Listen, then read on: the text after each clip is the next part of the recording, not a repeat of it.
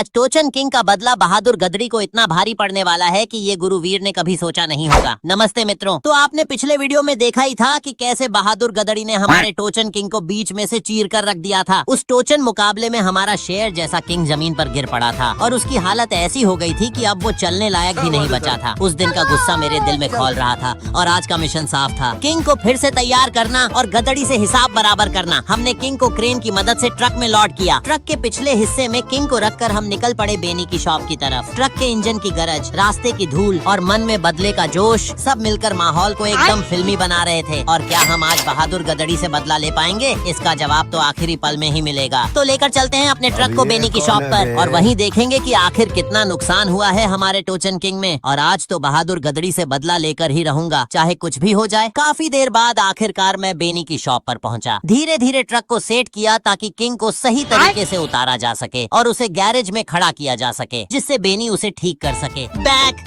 Back, अरे रुक भी जा भाई, ट्रैक्टर को उतारना है, ट्रक नहीं। मैं हंसते हुए चिल्लाया, लेकिन अंदर से पूरा टेंशन में था। अब गेट खोलो पीछे का। चलो ट्रैक्टर को ट्रक से बाहर निकालते हैं। लेकिन दिक्कत ये थी कि किंग अब खुद से चलने लायक नहीं था। मजबूरी में उसे खींच कर निकालना पड़ेगा। जिस तरह से क्रेन की मदद से उसे ट्रक पर चढ़ाया था, उसी तरह अब बेनी का ट्रैक्टर लगाना पड़ा पीछे ताकि खींच कर नीचे उतारा जा सके। मैंने टोचन कनेक्ट कर लिया और धीरे धीरे किंग को खींचना शुरू किया। जैसे जैसे चेन तनी और पहिए जमीन पर खींचते हुए आवाज कर रहे थे, मुझे लग रहा था कि शायद गियर बॉक्स पूरी तरह से टूट चुका है और इसी वजह से टायर घूम भी नहीं रहे हैं। मैंने सोचा क्यों न ट्रक को आगे बढ़ाया जाए, जिससे किंग खुद ही नीचे उतर जाए। और हाँ, यही हुआ। ट्रक आगे बढ़ा और किंग नीचे उतर आया। अब लेकर चलते हैं उसे गैरेज के अंदर। सावधानी से किंग को अंदर खड़ा किया और आखिरकार परफेक्टली पार्क कर दिया। लेकिन ये बेनी भी ना कभी टाइम पर शॉप पर होता ही नहीं।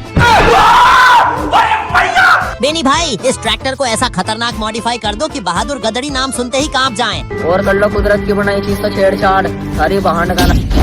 और फिर मैंने बेनी से पूछा, ये ट्रैक्टर बीच में से कैसे टूट गया, वो भी एक मामूली बहादुर गदड़ी से? बेनी बोला, तुमने कहीं दूसरी जगह मॉडिफाई करवाया होगा और वहाँ पैसों के चक्कर में ओरिजिनल बोल्ट की जगह नकली बोल्ट डाल दिए होंगे, इसी वजह से ट्रैक्टर बीच में से टूट गया। ये सुनते ही मेरे अंदर आग लग गई। लेकिन अब जो हो चुका था उसे बदल नहीं सकता था। मैंने गहरी सांस लेते हुए कहा, कोई बात नहीं, अब उस बहादुर गदड़ी से बदला लेंगे। बेनी, अब तू जल्दी से इस ट्रैक्टर को मॉडिफाई कर, क्योंकि आज उसके लिए कोई रहम नहीं होगा।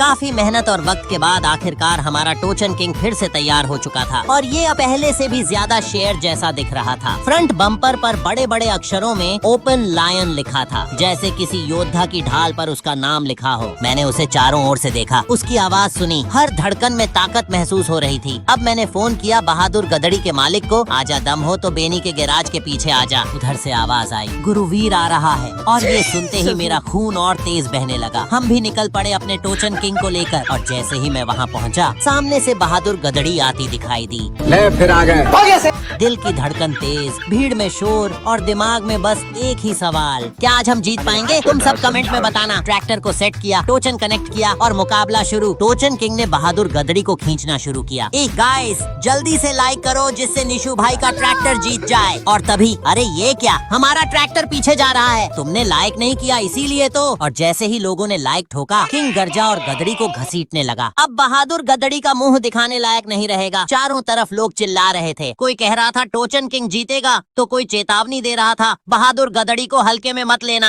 मुकाबला और खतरनाक होता जा रहा था। गदम गांव में पहुंच गए, उसी जगह जहां गुरुवीर ने पहले टोचन किंग को नीचा दिखाया था। लोग दंग रह गए गदड़ी की हालत देखकर। टायर तो बीच रास्ते में ही अलग हो गए थे। गुरुवीर की बोलती बंद हो चुकी थी। मैंने जोर से कहा, जब तक गुरुवीर टोचन किंग से माफी नहीं मांगेगा तब तक ट्रैक्टर रुकेगी नहीं। काफी देर बाद आखिरकार गुरुवीर की आंखों में आंसू आ गए। उसने हाथ जोड़कर माफी मांगी और तब जाकर मैंने किंग को रोका। आज सिर्फ बदला नहीं लिया गया, बल्कि सबको सबक भी मिल गया। टोचन किंग से पंगा लेने का अंजाम क्या होता है